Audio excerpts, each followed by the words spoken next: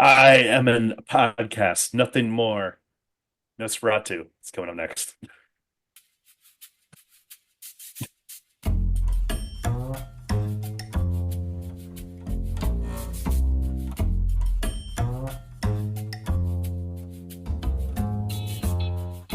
Haven't Seen It with Tim Sestito and Tommy Tevenet.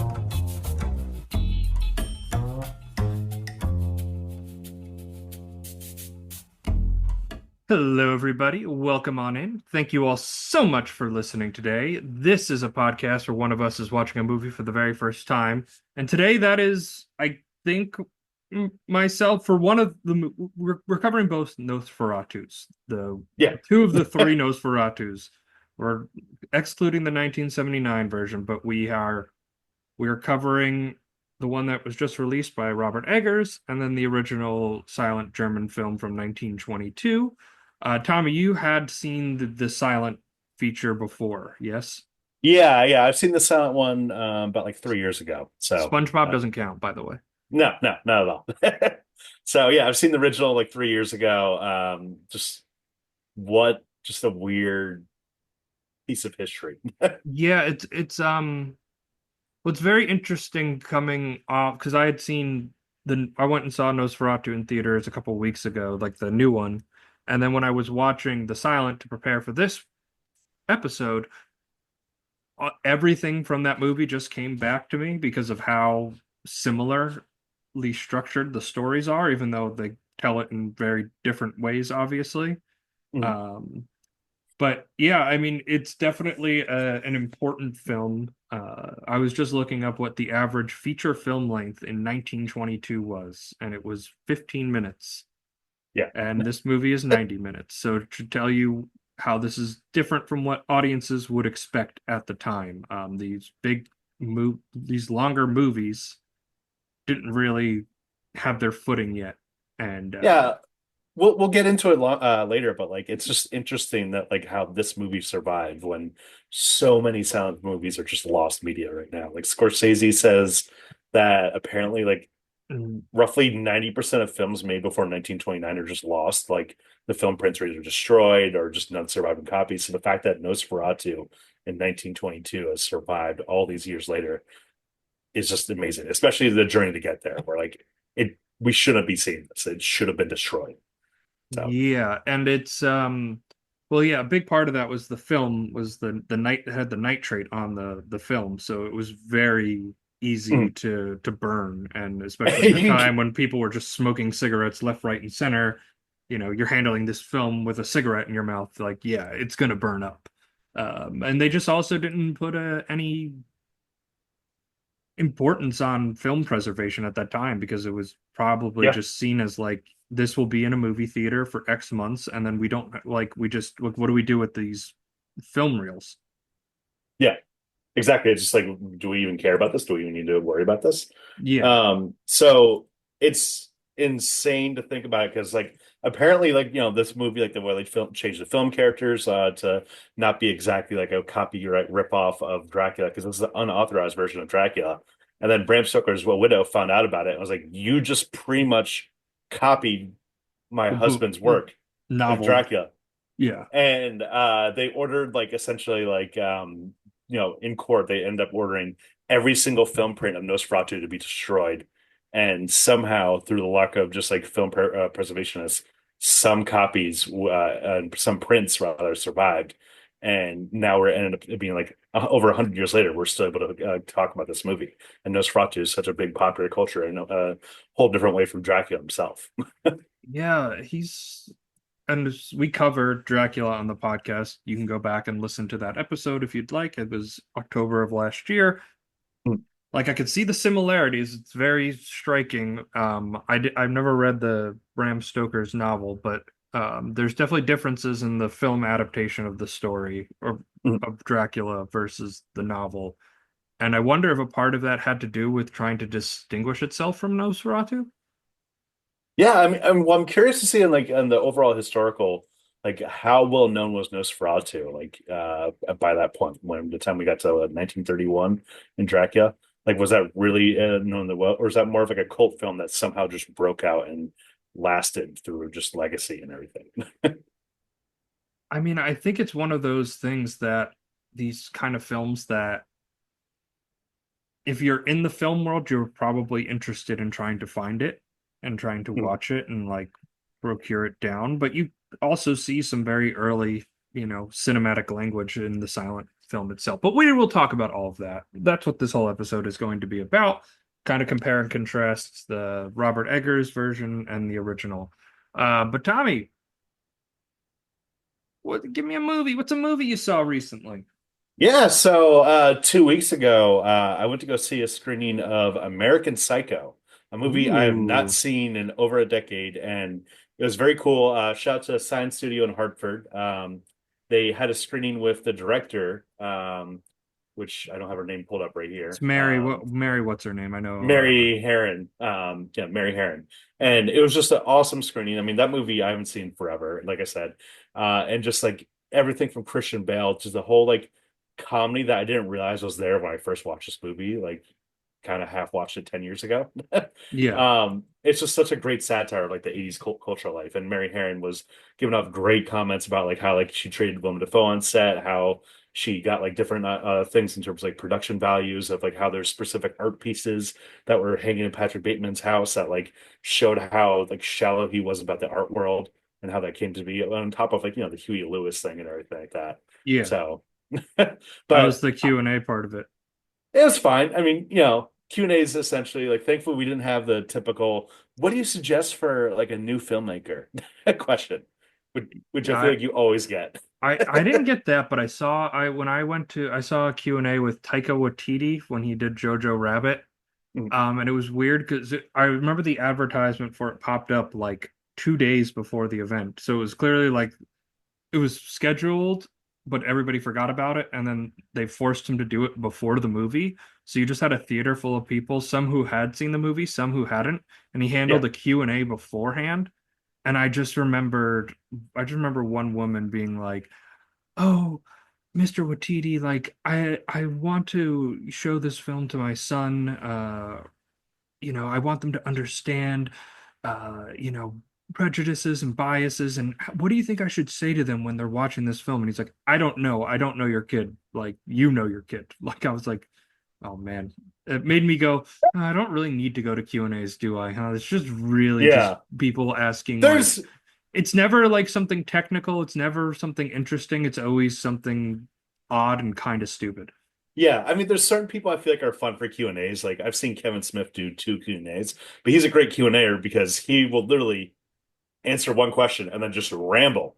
And Kevin Smith rambling, he's such a great rambler where he just like is such a great auteur where he And I just feel talks and like talks and talks.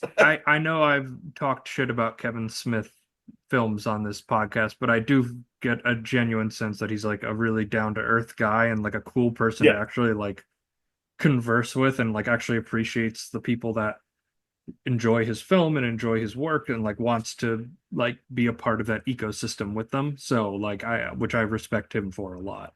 yeah. Where it's almost like a stand-up show in a way too, of like him just like going off and telling jokes. Whereas like some of them you see are like, oh God, this just drags and drags. Mary Herron was not like that. She was a great Q&A. I mean, I don't think she got any amazing questions, but I do like the fact. I mean, this is a famous fact about this movie. When you watch American Psycho, the way she filmed Willem Dafoe plays basically a private detective who's out to investigate The murders. what the murders that have been happening. And he basically the way she filmed the movie with Willem Dafoe was every time he's talking to Christian Bale, she made him do three takes. One was where Willem Dafoe knows he did it. The second one was where he thinks he did it, but he's not sure. And the third one is um, he He doesn't know did. at all. He doesn't know at all. Yeah. So, and she cut those three things between every single different shot of Willem Dafoe in the movie. So it creates a sense of paranoia where you're in Patrick Bateman's head, where you don't know what the hell is going on. Does this guy know what I did? What am I crashing out? Am I okay? Am I in the clear? You just don't know what's going on. And just what a way to like a piece of film editing and performance editing to just make a movie incredible. Just to give it like that kind of legacy, because American Mhm. Psycho definitely has a lasting legacy with it. Whether it's people misinterpreting the character Patrick Bateman or not, it certainly does have a legacy. I went and saw a rather long film, Tommy. Yeah. I saw The Brutalist. Ooh, 3 hours and like what, 30 minutes?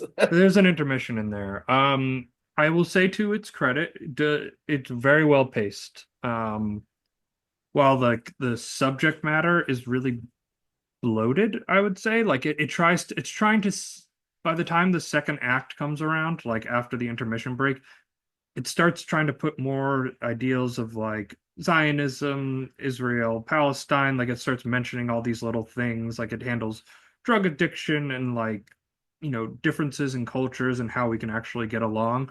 It's one of those things where the movie's really good. It's definitely worth a watch. If you enjoy great character studies, Adrian Brody's Laszlo is fantastic. Felicity Jones also like just great performances. Guy Pearce is so much fun in this movie. He's the wealthy businessman that gives Laszlo a shot at building this community center, and I just I I've been wrestling with it because it's very deep. I understand its messages. It just didn't have that effect that it's had to some people where they're like, this is one of the greatest movies ever made. I didn't necessarily feel it that way. I kind of felt more of like, it's a really good movie. It's definitely worth watching. It's definitely worth being discussed. I just didn't see it as like the greatest film, one of the greatest films ever made. But I mean, it's beautifully shot, like really fantastic cinematography. The lighting is so good. I was You watching a say it video. was well paced. I mean, given the fact that's like Yeah, oh, what? it does not feel its runtime at all. I was not looking at my clock at all. Like it went to the intermission and I was like, wait, we're at the intermission already? Yeah. That's Which is hilarious because which yeah, is that's and because it was so full of ideas, this movie, I was very surprised that it was as well paced as it was. It really doesn't dawdle too much, which sometimes those longer movies can linger and smell their own fart. Me, I'm as big a Scorsese guy as they can come. I just remember my big issue with The Irishman was there was just moments like long stretches where I was like, we can trim some of this out, okay? Like it's not yeah. really adding tension. It's just creating a longer pace, Marty. Yeah, That's I mean, it did help that we saw that movie in theaters. Whereas a lot of people saw a movie on Netflix where they can pause it and like take a break or yeah, something like that. Or basically, I think I went to the bathroom maybe like 5 times or something like that throughout the movie. Maybe a little five less. times. Maybe Jeez, like maybe like get your eh, bladder checked out. it might have been three to five. This is 5 years ago. This is a lot to remember. So, how many of the movies have you seen nominated for Best Picture so far? Not a ton, to be Yeah. honest. I'm getting there. We signed up. I didn't tell you this, but we signed up for like a ballot thing for the Oscars for like other indie podcasters, and the deadline is Friday. And I realized that I've only seen Amelia Perez, Conclave, What were your thoughts on him? and The Substance. Quick thoughts on Amelia Perez. Fucking worst piece of shit I've seen all year. Really, really, it's Hated it. that bad. Hated everything about the songs are not memorable whatsoever. I mean, like the way they uh basically like portray the trans people is just like borderline offensive. I'm sure you saw like a clip going around on Twitter The of like the penis and penis and penis and vagina. vagina. Yeah, it's just like laughably bad. And like it'll be one thing that the movie was going for like a camp factor, but it just did not sustain that tone. I just felt like I was constantly checking my fucking like watch or runtime. Just like, how much time is over? How much fucking time is over and over and over again. It was a movie that was like not even that long. I mean, The Bruce is definitely longer than Emilia Perez, but I felt like it was just excruciating pace wise and just never want to watch it again. I'm baffled that this movie is nominated for Oscars. I mean, Getting 13 nominations, insane. yeah. But I think the Oscar race is completely tanked because Carla Sofia Gascon, all those racist tweets of hers resurfaced, where it's like really bad, where it's like, holy shit. She had a Kanye West run up there, huh? On Twitter. Yeah, yeah. And everyone's Not just like, yeah, this is not good. not great. So Not great. But let's continue on with our discussion and let's go into Nosferatu. Come to me. He is coming. is coming. He is coming to us. He's coming. Who is coming to you, my child?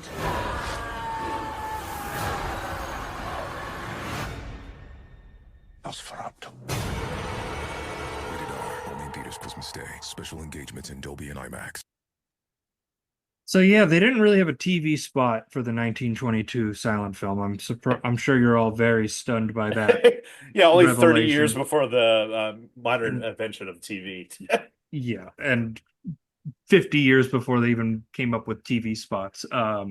Believe me, I know because having to find TV spots for some of our older movies, a lot of times I just find like airing on TC Turner Classic Movies Yeah, is exactly. X coming up So, next. Yeah, we're covering both of them. We both most recently have watched the silent film, but I think they kind of go hand in hand because the Robert Eggers one is, as I was saying before, a very literal translation. I think the only real change that I could see was the kind of like the beginning and the connection that Count Orlov had with the wife, like and like how he was in his life. Like I felt like that part was a little more expanded upon in the Robert Eggers movie, but everything else was pretty like by the numbers, you know? yeah, yeah. I mean, granted, obviously, like, pacing wise is a little bit different. Obviously, the fact that you can speak in it is a lot different, but like overall, same plot. Um, the design of Nosferatu is a little different in this. And first of all, let's get in that. What do you think about the design of Nosferatu in the 2024 version? I loved it. I Yeah, I thought he it was fucking rocked. The mustache and everything. Alexander Skarsgård has just made a career off of not showing his face and You just mean Bill playing these Skarsgård? Bill Skarsgård. There's so many Skarsgårds, okay? Yeah, it's hard to keep track. There's four Skarsgårds, okay? I get them confused, okay? I'm not that's that's just what happens. But I'm a big Robert Eggers guy. I remember when we saw The Lighthouse in theaters. Do you remember that? And it was the premiere of Last Oh, Christmas, and we were like waiting in line to get popcorn, and Amelia Clark and Emma Thompson just like walked by us and waved, and I was like, "Oh, hey, yeah. Mother of And we saw Dragons." Paul Feig in his suit and everything. And Oh, that's meanwhile, right. I remember that like we were walking up to see the lighthouse. This is in like AMC somewhere in New York The City. Lincoln Center. Lincoln Center one, and the premiere's going on, and we're going to see the lighthouse, like like kind of like a fucked up horror movie, and they had like these carolers out for Last Christmas, the random rom-com that nobody remembered 6 years later, and I remember the carolers were just like saying like Last Christmas I gave you my heart while like we're passing by, and we're like, "Oh, okay, what the Yeah, hell?" it was a um, little definitely tonally different. so you consider yourself a Eggers fan though Yeah, overall? I've seen I've seen all of I his work. I've seen all of his work. I am overall just he does not connect with me. I mean, I think that I could say this. I've seen all four of his movies. And say that I probably fallen asleep during all of them briefly at one Do you point. fall asleep during Nosferatu? Like, I feel like this would be I like did. right up. I feel like this would be right up your alley, dude. I didn't hate this movie, but I didn't love it either. I thought it was okay. I feel I didn't love this one either. I thought it was really yeah. good. I thought it was a good movie. I thought it was okay. My problem with Eggers in general is just overall pacing. I feel like a lot of his movies aren't paced that well for me. I feel like they kind of drag and drag. I mean, The Witch especially. Grant, I need to rewatch The Witch. Did not watch the. I feel like now you would love. I feel like one of the beautiful things about this podcast, Tommy, and just like having done this for what is it? 3 years. Going on 3 years now, is Yeah. that you and I feel like are starting to have like we start to have more appreciation for films and being able to discuss them that maybe we wouldn't have had before, where we would have Yeah. just watched it once and completely dismissed it. Like I'll say this, like The Lighthouse when we first saw it in theaters, I remember being like, "Yeah, those are right, I guess." And then I end up rewatching it about like a year ago or a year and a half ago for our buddies, the Film versus Film podcast. We did, I forget what exactly we were covering, but one of the movies we covered was The Lighthouse. And I rewatched it, and on rewatch, I was like, fuck, this movie rocks. This movie is great. This movie is fucking awesome. So I feel like he's a movie director that I feel like I need to sit with his movies a little bit more. He's a little more dense than other filmmakers He's out there. dense. So I don't think pacing has really ever been the problem. Like his movies are like average runtime are like 2 hours. It's not like these movies are. It's not like he's putting out 3.5 hour epics No, time no, after no, time again. but pacing is not just runtime. Pacing is I no, also just how a scene breathes and I everything. And I know. Believe me, I know. I'm saying I think the big thing that can make it feel less paced is his. He likes to use as authentic a dialect as he can. Like that, if you're going to show someone The Witch, the first thing you have to tell them is like they're going to speak like 1600s Victorian style English, okay? Like yeah, they are not like and let me you say this have about to The get Witch, to my you have viewing to circumstances. I watched it with my mom and my aunt, and we expected a scary movie, and we were like, well, it is a scary movie. we didn't find it scary. We were like, what the fuck is this? This is boring Well, that's when shit. you have somebody being like, "Ah, this is boring." I feel like now if you watched it like If I under the watched it by right set, myself, I'd probably appreciate it a little bit more. But I think you and I saw it in theaters. I fell asleep during that, I remember. you always And fall asleep during movies though, so I don't even know how to judge you in yeah, that. like is that much of a criticism? Sometimes it's not, but I feel like in that case, I just did not connect to that movie either. I thought I was like, it's fine. I just think that it's just the just basic like dourness of his movies and stuff, which sometimes can fit for the material. I think for Nosferatu, it did fit for the material. For all But of his movies, it's fit. yeah, but I'm saying that sometimes it's just a slog to get through that type of pacing I or don't think it's a style. slog to get through it. I think there can be a mental barrier before putting it on, being like, I'm gonna have to like, you know how there's sometimes movies you can just put on and you just know it's like, okay, whatever. Yeah, This is one of those movies that, like, when you put on a Robert Eggers movie, you kind of know you need to invest 100% of your time into it. yeah, exactly. It's like I can watch Scream all day and be fine, and like it's a fun movie and like fun pulpy movie, but I have to like prepare to watch a Robert Eggers movie. I need to like make sure I'm like a distraction-free environment. Like I've ever since we started this podcast, I've become less and less of a phone face where like I put my phone away Yeah. and like when I'm watching a movie, I'm like, okay, like get locked in. And for Eggers, sometimes it's just a little more daunting to do that with him. Yeah, it's more of a like, I don't know if I'm gonna love something set in the Industrial Revolution time period in Germany, like Nosferatu. Yeah, Um, but but to go back to the movie itself of Nosferatu, I mean, I think that his basic sense of like gothicness really fits the material really oh well. I mean, yeah, I think the production value, the cinematography of this movie is just stunning. incredible. Yeah, it's easily the best part of this movie for me. And I just think that like the shots of like Nicholas Holt's character, what Thomas Hutter, I think his name is, just going to the castle and you see the like Yeah. overshot of the castle. Just what a fucking amazing like set design right there. Oh yeah, like the set design was great. I loved like going back to the original Nosferatu, the shot of him approaching the castle, getting dropped off by the carriages, walking, and then having Nosferatu himself pick him up versus in this one, like in the new one, a ghost carriage picks him up and drives him Yeah. off. I really felt like the voice of Nosferatu, like the sound vital to the like this movie's success. Like the sound design and the production design around Nosferatu itself. He is just so eerie. Like I was so like creeped out by him.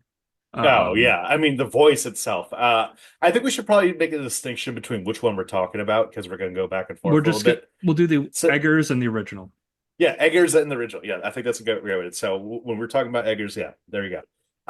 So I think the overall sound, I tried to do an impression of it, and granted, it's been like a couple months since I've seen the movie, and I did not test the voice before I tried it for the intro, and it was just like I was like, "How do you do it?" It's like a fucking like throat thing where it's like, "Oh, you won't see me," and like I It's could like an not do it. ancient. It's like the throat chanting in And Dune. very, yeah, very throat chanting, very like Romanian too, like thick Romanian accent too.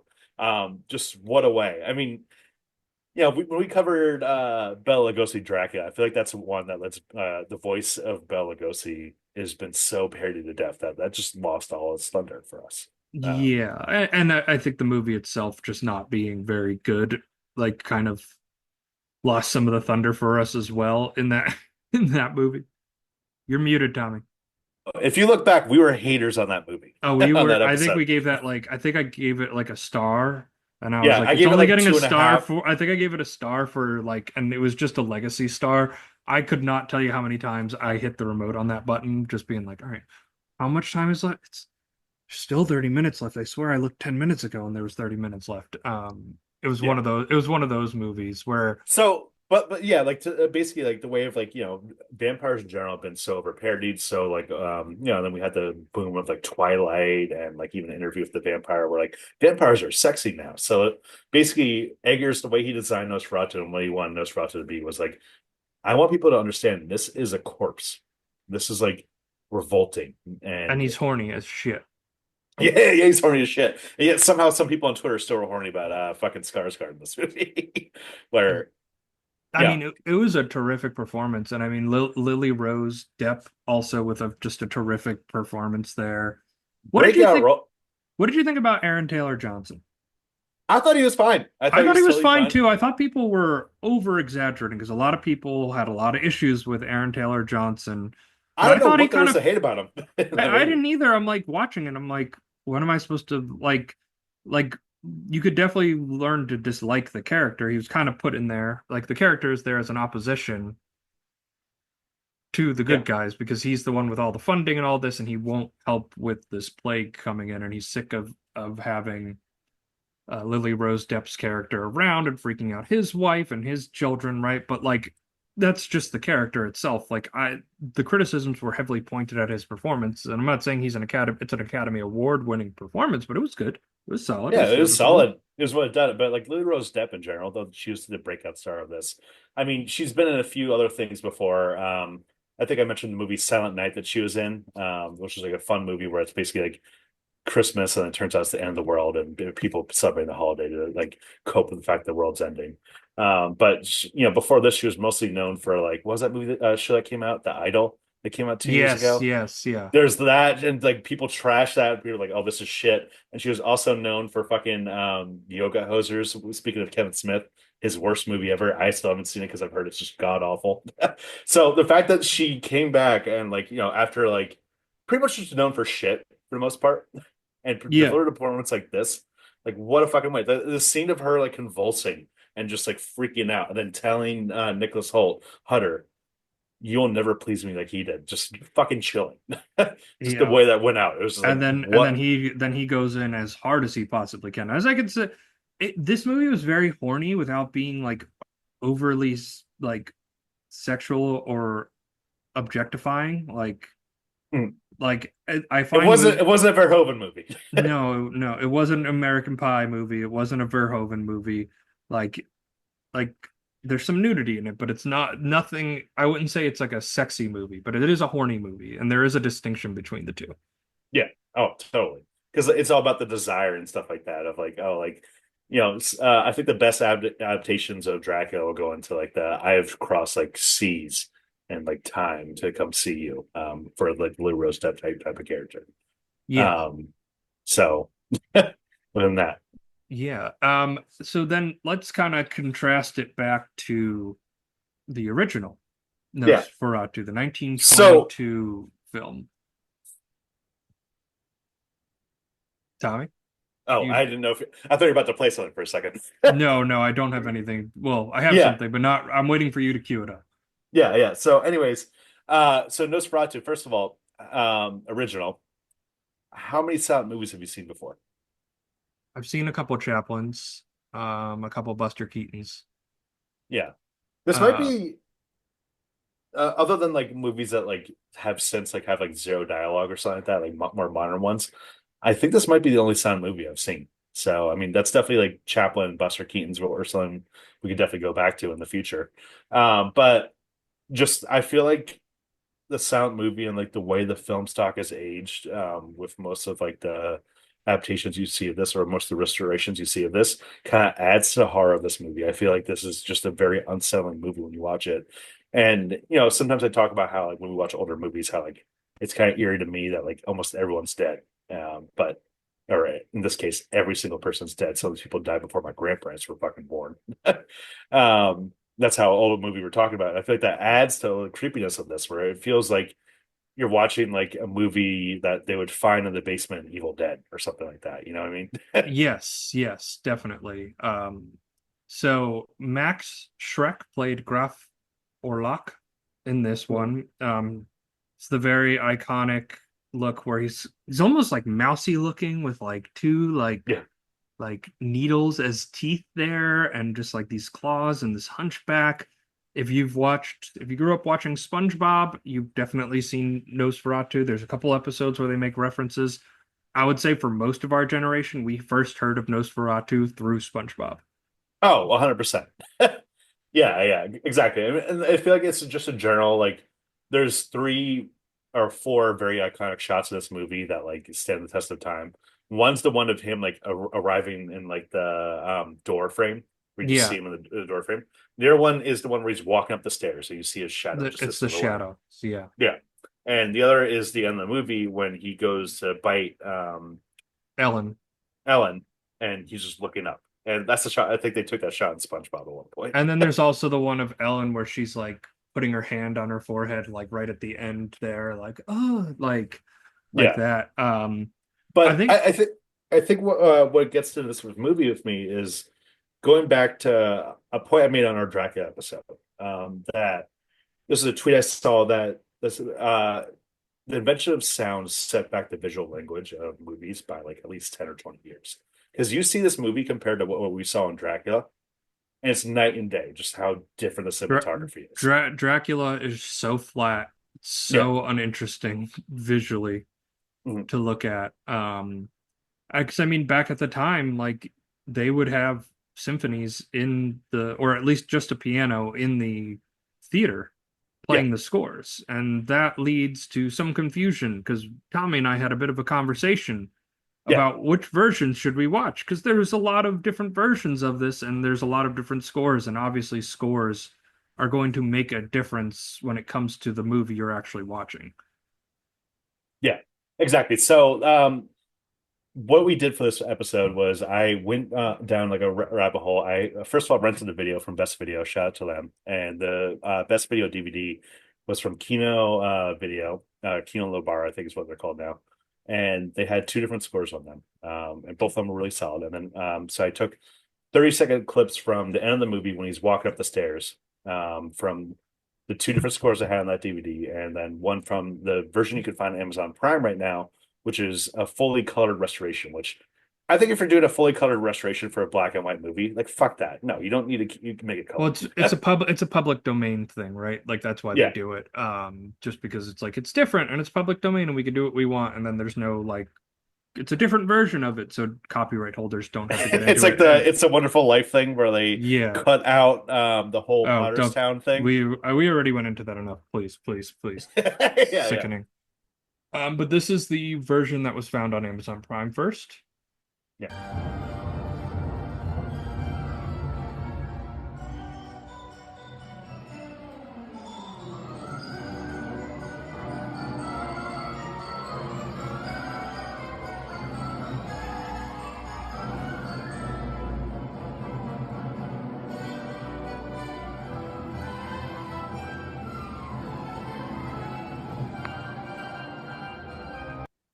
And this is the Art Zoid score. This is the version I also watched.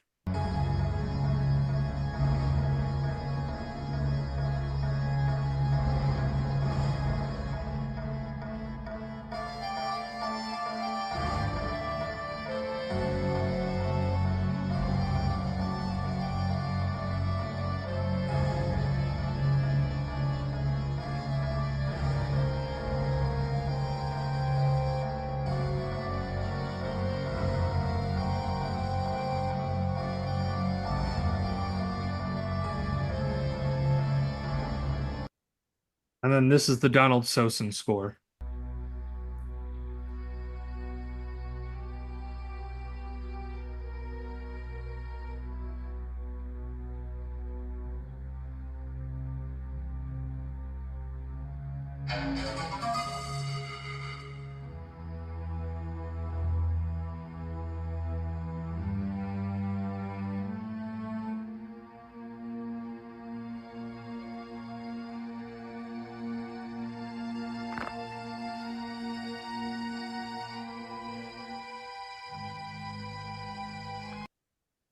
So it's very interesting to me because this is all the iconic shot of Nosferatu climbing the stairs, hunchback, Yeah, and it's just the shadow of him moving up and up. It's a very iconic shot in film history. You've probably seen it at one point or another. It's it's been around for over 100 years, but it's and it's so been in a lot of movies. and it's been in a lot of movies, a lot of TV shows, parodied to death, yada yada yada. It is so interesting to me, like hearing these three scores back to back to back, and how different a feeling all three of them evoke. Yeah, I mean, first of all, the Amazon Prime one almost feels whimsical in a way. Yeah, It doesn't feel scary. Like it feels like oh, like just it like was oh, it just was a like much faster tempo than the other two. It used different percussion as well to like give it that like it was like using a xylophone. yeah, exactly. It was just like why would you put this in like a scene that should be really scary?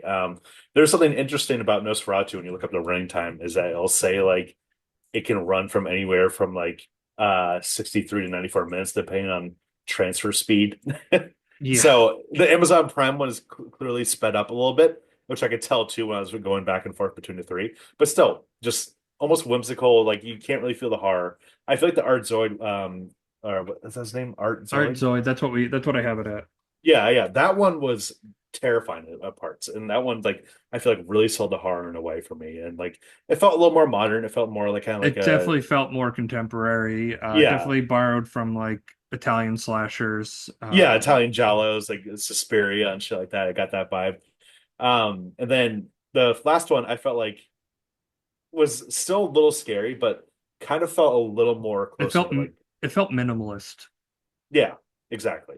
Except at one part where it's just like Yeah, um but I think it's important for us to kind of note this because if you, the listener, are like, I'd be interested in watching this piece of film history, there's a lot of different versions for you to go through, and your experience with this movie is going to directly relate to the score that you watch. yeah, exactly. And there's so many different ones that we didn't even cover that we couldn't even find. Like apparently, like James Bernard, who scored Hammer horror films in the 1950s and 60s, did a version. The doom metal band Typo Negative did a version that was on a VHS copy of this. So like just the different contrasting. I mean, I personally prefer the Art Zoid one because I felt like even in the moments where like Nosferatu was there, there's felt like a dread throughout it. There's an ominous feeling towards that score. I felt like at points in that score when it wasn't focused on Nosferatu, specifically in the beginning, like when he goes to the Gypsy Tavern, slightly different than the Robert Eggers version, that Gypsy Tavern scene, but still there where he's like, "Oh, I need to go to Count Olark's," and everybody goes, "Oh, how dare you go up there? You never go up there." Like that score never really found that tone, but whenever Nosferatu was on it, the score definitely matched it, and that's when it's the most important. But Yeah. it kind of there was definitely points where it just felt like this is a job I'm getting paid for. We're just gonna stilt this together here just to kind of keep the show going. Yeah, I want to shout out some guy we interacted with on Twitter, Shaun Foss. I posted a clip of the Art Zoid score, and he said that he actually knows what the reason why that score exists. It happened in like the mid to late 90s, and basically the guy who was in charge of the colorization of the print wanted a new score that had like a Tangerine Dream kind of vibe, which is like an 80s like yeah, kind of experimental band, and you can feel it. I mean, especially in one points where like it's just Thomas Hutter and I always forget her name, fucking Ellen. Ellen just talking, where it's just like the overall like it feels like you're in a fairy tale in a dream or something like that, and very creepy and very unsettling throughout. Yes, So, definitely. but it's the Kid crazy thing about this movie is that like apparently the original score of this movie is just like not lost saved, lost lost. to time. Yeah, some pieces are still there, but overall it's lost. So like you have to wonder what it was like in 1922. Like what was the specific score? I mean, I feel like most people would have just been like a piano player or something like that because that's the stereotype we think of sound films of that era, just the guy with sheet music playing something while something just casually was on the screen. Oh yeah, for sure. Yeah, But I was trying to find in my research too is like when did because this was a German film and mm, like when did it start to grab hold in the United States? Because it seems like it's one of those things where it's like, especially the way film was preserved at the time, there's not necessarily a chance it would have been distributed here. Yeah, I mean, apparently they like had trouble finding like a print that was like original subtitles and stuff like that. There's a 1930s sound version that they did, which was like a completely unauthorized and re-edited version of the film. What's crazy is that the director, F.R. How do you say his name? Morano, he died in like 1931 at the age of like 42 in a car accident. So how quickly the film just got away from him in that aspect. So I feel like by the time this went to US, it probably was maybe what's it called, like sanitized a little bit, and Yeah, you know, definitely. Definitely, especially with the way the studio systems work, it's more about how they felt directors didn't really have visions back there, and very rare that they did. And most movies were producers' movies, like Gone with the Wind, the biggest movie of that time, of that golden age of Hollywood, right? That's a David O. Selznick picture. Like Victor Fleming was the director on the movie, but it's a David O. Selznick picture. Like that was yeah, his movie. And like the producer just had a lot more standing and a lot more clout than the director themselves did. yeah. I mean, I think this is a little different in Germany at the time. I mean, Murnau, they on the DVD had a couple of like clips from some of his other sound films, and you can definitely see like a consistent vision throughout the different films. Even these like brief, like 2 to 3 minute clips of just like eeriness and just like overall like Unsettlingness. unsettlingness, emphasis on just like great creepy cinematography. I mean, there's one shot in this movie that like I feel like if you're watching a certain score of it would be completely goofy, but in the Art Zoid score was, I mean, completely like humorous. And the Art Zoid score was completely creepy, and it's the part where Nosferatu is just like carrying around his coffin, and it's completely campy in a way, just the Oh visual of it yeah. itself. Of him just like if you see like a screen grab of it, it's him just like almost doing a double take, and he's like looking both ways before he crosses the road, and just like this guy in this fucking like weird ass like makeup. But like then the fact that the way the cinematography goes, for like you just see him levitate the coffins, which I don't know how they did that back in 1922. um, but Crafty regard, editing and crafty special effects, man. yeah, That's how you do it. But it just goes to show like I think the beautiful thing of film is like you can see it almost as like a snowball and you can see the language of it. mm, And then especially when you start going out to international, like whereas like a movie from 1922 produced in Hollywood probably doesn't have the same cinematic quality that they did because you had A Birth of a Nation, um, W.D. Du Bois film, and then he had what was that colossal fuck up he had afterward? It bombed. Afterward, and like I feel like Hollywood kind of got away from grandiose for a little bit there and were more focused on like turning profits on cheap, easy films.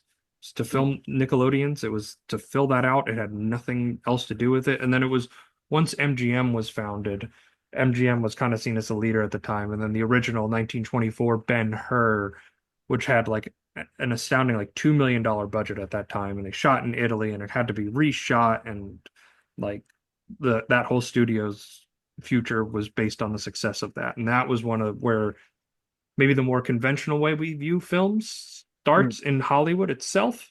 But at this time, this is something that would be seen as very influential and This movie basically groundbreaking. like set the template for like the modern horror movie. I mean, you can see just like how influential this is, even to this day. Where like obviously, there's a remake we just were talking about earlier, and that's clearly reverential to that. But like even just like your typical horror filmmaker and how much it makes a difference, and how much the cinematography and the shots and just the overall vibe. I feel like the film stock just adds to this vibe of it, where it feels like you're about to watch the film blow up. Yeah, it Like does. go on fire. And it has this like orange hue to it, and it's Yeah, like there's times where it was like kind of like light blue, and then yeah, like the text comes up and Nosferatu's like, "Oh, will you stay up with," like when Hutter first gets to the castle, he's like, "Will you stay up with me? I can only stay awake at night, not during the days." And like I'm like looking at the film and I'm like, "It looks like day in there, man. What are you talking about?" So yeah, it's exactly. very That's the one thing I couldn't tell. Like, I mean, that's one thing like I couldn't tell sometimes when it was supposed to be nighttime, which was funny. But one thing I hated about the Amazon Prime thing with the brief like 30-second clip I shared earlier was it definitely felt like the title cards were like a modern edition, where like it oh, I'm was just like sure. cut in where it was just like clearly like someone on Photoshop or something like that, like typing an old timey font where it didn't feel like this, where it was just like bursting at the seams right here. And I don't know if your cut had this, but I liked how the film stock kind of changed color, where it went from like Oh yeah. orange to green to blue and from different shots, Oh, which definitely. definitely added to the old timey nature of this. Where like, I was thinking about how Tarantino was mentioning recently. I saw some quote that was like, film when you shoot on film, like 35 millimeter or whatever, you're creating the illusion of movement because you're basically stitching together these different frames from Yeah. piece to piece to piece. And I definitely felt that within this movie, where it, like, the shot I was talking about earlier, where like the coffins are levitating. It felt like it was almost just like still photographs or just It was. attached together, and it was. I That's, mean, that's what it but was. yeah, but it feels just so eerie in that way, in a way you don't really feel it with more modern movies. I mean, I've seen so many movies on 35 millimeter before, and the 90s movies I've seen like Speed or The Thing on 35 millimeter don't obviously have that factor to it or vibe. Well, there was a great video I saw on YouTube recently. I do not remember this creator's name. I apologize, but look up roughly the title is about like modern cinematography and what happened. And the movie he used to contrast, because like remember Wicked and the cinematography in that, and it just looks so like unalive, so uninteresting. There's no shadows, there's no bright colors. It's just like this gray muted tone because it's using so many green screens and special effects, but they're not like, yeah, we're not going to light this. Yeah. Who cares? The audience doesn't care, so who cares? And then you contrast it to a movie like The Parent Trap, the Lindsay Lohan Parent Trap from the 90s, Mm. the Nancy Meyers film. And like I haven't seen that since I was a kid, but I did not realize like how well shot that movie is and like how gorgeous the cinematography is in a movie like that. And when you think of something like The Parent Trap, oh, funny enough, the guy who lit The Thing was the one who lit The Parent Trap. But that's the funny thing is like that's the language of film itself is the shadows, the lighting, like Mm. what else are, the dialogue moves the story along, but what is the film telling you that you can pick up on the cues? Like I say I like less is more in my scripts. Like I don't need you to beat me over the head telling me how to feel and what the characters are feeling and saying it. Show me it. Show Yeah. me it through lighting. Show me it through emotion, through characters, through coming, in the shadow, like make it Well, come alive. yeah, it's one of those things that like as I've been more and more collecting physical media in 4K, and ever since I got like a PS5, when like collecting like 4Ks for an older movie, like even like a 90s movie or something like that, like your general run-of-the-mill like trash like horror movie or something like that, like how great it looks just from 4K standpoint, whereas like the modern equivalent of it just looks flat and it's just strange. I feel like modern cinematography is just not there in the way it used to be. And even this of Nosferatu in 1922, just how much, even just like the film stock that feels like it's barely even there. It feels They've like it's clinging to life. Yeah, exactly. But it's still just how great that feels and how much that adds to a vibe of this movie, where like I feel like the less dialogue sometimes is sometimes the better. And listen, in modern film, there is great cinematography. Like I think of The Barbie movie we were last. just talking about. Well, yeah, well, Nosferatu for one, but think of something like Barbie and Yeah, like how that movie uses color. Like yeah. Barbie wasn't great, but it was a fun movie. I wasn't the target audience for it. That's fine, but it was a fun movie, like so bright and lively and full of color. Like how could you not like that? And then I think of something like Wicked, and I felt like this movie could have been so great if it was Or shot like a movie. But there or like are Deadpool contemporary, Wolverine, where it has a what yeah, washed out it's just this washed out filler color, like didn't, desaturation. yeah, just didn't even give it a thought. But you have like The Brutalist, for example, like that should probably win best cinematography at the Oscars, in my opinion. Gorgeous, gorgeous movie. Hmm. Really terrific use of lighting in that movie. And I just, I don't want to say that it doesn't exist, but in our bigger overarching landscape of film and like when it's not a priority by the studio or the filmmaker, they clearly don't care about it. Yeah, exactly. And plus, like I've heard, like I was actually looking at a thread about this about Wicked specifically, where like apparently like the way they shot it was to make it easier to add in like last minute VFX changes. Of course it So was. yeah, yeah. So And I think for something that's like a musical adaptation, like the less VFX and the more like real practical dancing on real sets is like what I would want, what I wanted out of it, which you kind of got. But all right, let's move on here and let's talk about the performances. I am a star. I'm a star, I'm a star, I'm a star. I am a big, bright, shining star. All right, let's quickly touch on Robert Eggers' 2024 Nosferatu in terms of the performances. I think we'll have a little bit more to discuss when it comes to the 1922 one, just because we're not experts in silent films by any chance, so and it's just a different type of performance. Yeah. So for the Eggers version, who did you feel gave the best performance? Seen like two other versions of the story at this point, and we talked about other versions of this, and of like Ellen, and I forget what she's called in the Dracula version, but it's just like a star-making performance right here. I would not be shocked for her to break out even more from this. She really just sells like the overall possession that she feels, and like the sickness of it, and just like the weird desire that she feels, and the repression that she feels from the time. It's an amazing performance. Yeah, I agree, and I I felt like too what was interesting about it because I went in hearing like, oh, she gives a great performance. Like the first 45 minutes, it's very reserved. And it's kind of brilliant in that way because once she starts to unravel, like the beauty of it comes in because it shows us who she was beforehand, and then we see the descent and the connection that she has with Count Orlok. I also do want to shout out Bill Skarsgård. Like man, like if Count Orlok does not work, this movie does not work, and he pulls it off flawlessly, effortlessly, Yeah, even.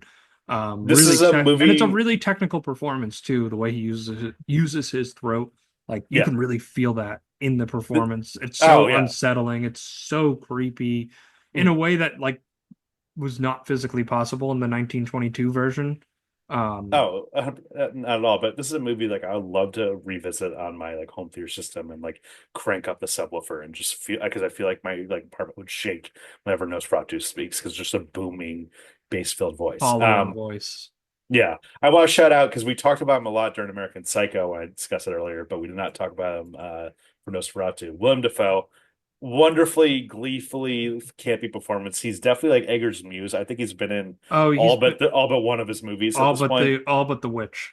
Yeah, all but the witch, and just like what a fun like take on like Van Helsing essentially. I'm just Yeah, like this maniacally crazy guy. He was just such a fun fucking like as weirdo in this. as ever had. Yeah, he was a very fun alchemist professor. And Nicholas Holt was also great as like your straight man in this too. He's having himself a hell of a year, man. He's really He's blowing on a up. heater. Yeah. He's on a heater right now. But that was another really fun performance as well. But you go Lily Rose Depp, I'll go Bill Skarsgård because those are the two standouts easily. Now onto the 1922 Nosferatu. You have Max Schreck as Graf Olaf. You have Gustav von Wagenheim as Hutter. You have Greta Schroeder as Ellen. You have Alexander Granache as Nock and Hausmacher. And you have Gustav Boltz as Professor Sievers de Stadtarts. And John Gottwalt as Professor Bulwer. An amount of that, if we're going to be honest here. But Yeah. what performance struck you the most in this movie? I think it's very obvious. Count Orlok himself, Max Schreck. I mean, there's a whole movie, speaking of Defoe again, I don't know if you ever heard of, called Shadow the Vampire, which was like a 2000 movie, which was basically the premises Nosferatu, what if Max Schreck was actually a vampire? And Max Schreck is played by Willem Dafoe in that movie. And it is a very like unsettling performance. I was a rumor for years that like they actually just found this demon to the point that like you could see it, and it feels like you're almost watching like evil itself in this movie, especially if you're watching like the correct score for that. I feel like.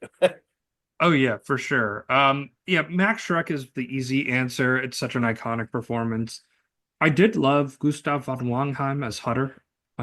I really thought he gave like a really great and vibrant performance from like a straight facial features and von Wangenheim as well. But Yeah, he was good. And I mean, Greg Schroeder, I mean, it's interesting talking about like the performances, like where we talk about like how we talk about the different voices and everything like that with the original, whereas this one is just like the look and the physicality. That's why Max Shrek was one for me. But Greg Schroeder, I feel like just that final scene, because I watched it like 3 times in the last hour. Just how great her physicality is, of just her panic when she sees Nosferatu through the window. I mean, like I feel like you really had to sell the physicality way much more back then, obviously, because you couldn't use her voice. I Oh feel like yeah, the limitation also enabled more creativity back then, in a of way. course, of course. Limitation breeds creativity, and yeah, that's what happens when you have lazy people using CGI. But anyway, Muppet time. Ah, are you ready, comedy partner? Waka waka. Tommy, would Nosferatu, just in general, I don't think we need to make a distinguish between the two of them Yeah, because they kind of are telling the same story. But yeah. wouldn't you kind of, I feel like the Muppets, in terms of like a silent movie, a silent horror film, could sell that physicality in a very comedic way. Oh, 100%. I mean, the fact that our generation knows who Nosferatu is mostly because of SpongeBob, is just like shows that like, you can definitely have that character in a more like family friendly kind of way. And there's obviously the count. The count would obviously be Max Shrek. That's the most obvious Yes. one. In that image I just showed you. Hutter would be Kermit, Yeah, then Ellen would be Piggy, obviously, and then you could just pick and choose who you want from there. There's definitely something to it. I feel like the Muppet team could have like a lot of fun and breathe a lot of creativity into like putting the puppets and using shadows and different lightings and stuff to kind of create a slapstick horror. yeah. Like a better version of Dracula Dead and Loving It. Yes, yes, essentially. All right, Tommy, review time. Give me your score out of 5 for both of them. Just start with whichever one you want to start with and end All with right. one. Just make The Eggers version first. So it was a movie that I felt like overall great performances in there, amazing cinematography. I just felt like my main problem with it was a little bit of pacing, where I felt like it kind of slogged at some points. I feel like there's an overall issue I have with Eggers in general, and I'm curious to see how it holds up on rewatch. But I felt at some points a little bit checked out, even though I loved, Skarsgård's design, his voice, and even Lou Rose Depp. I feel like is definitely going to be getting more and more roles to come from this. I'm gonna go 3.5 out of 5 for that one. Um, and for the original, I think this is an incredible piece of cinema. I mean, the fact this has stood the test of time, the fact that this survived a copyright infringement where they were ordered to destroy every single print, and we can still see this movie 100 years later. It feels like you're watching a cursed tape, especially with the score, the Art Zoid score, which I felt was really eerie, really creepy, and just terrifying when I was watching this last night by myself. So the cinematography still holds up. I mean, like overall, the stock is just great creepiness. I'm gonna have to go. I honestly, I think 5 out of 5. This is a classic for a reason. interesting. Very interesting. For me, the Eggers version, I'm gonna go 3.5 out of 5. I think you're right. It just for Eggers and for like his style, which is what I really love. Like it definitely comes through here. It's very apparent. It's not like Sam Raimi when he did that uh Doctor Strange movie and it felt like they nerfed like what makes a Sam Raimi movie a Sam Raimi movie. This felt very much like a Robert Eggers movie, but it felt like it was on railroad tracks and obviously by design, but I like when it's something like The Lighthouse and he could just go weird with it and just kind of explore the characters themselves, where this is like a very linear plot structure. For me, on the original Nosferatu, I'm going to give it a 4 to 5. Really influential piece of filmmaking, actually holds up to watching today, which is a big part of that score for me. Um, I think you could give it a 5 out of 5 if you'd like. I just don't think it's there for me personally. Maybe it's just the genre. Like I maybe it's because I've been in the past 4 months that Yeah. it doesn't hit the same way. I saw this one after the Robert Eggers version, so I kind of knew what was coming, and I kept kind of just relating back to the Robert Eggers version of it versus like maybe taking it on its own merit. But truly a triumphant film, definitely something very memorable, very deserved of its reputation. And if you're interested in learning about the history of film and silent film, it's definitely a great place to start. All right, Tommy, any final thoughts before we wrap up this episode? Well, thank you guys so much for listening. You can follow us on social media. That's at Seen It Pod. That's on Twitter, Instagram, TikTok, the occasional thread, and we're on Blue Sky also at podseenit.bluesky.social. So follow us there too. And leave us a 5-star review, Apple, Spotify, wherever you get your podcast. And next week, we're going from covering a silent movie to a movie that's nothing but talking. We're covering Before Sunrise. I'm Deeply, very excited for Before Sunrise. yeah, it's an amazing movie. I watched it for the first time a couple months ago, and I was like, we need to watch this. And it just celebrated its 30th anniversary very recently, so get ready for that. And yeah, thank you guys for listening. Thank you guys so much for listening. We will see you next time.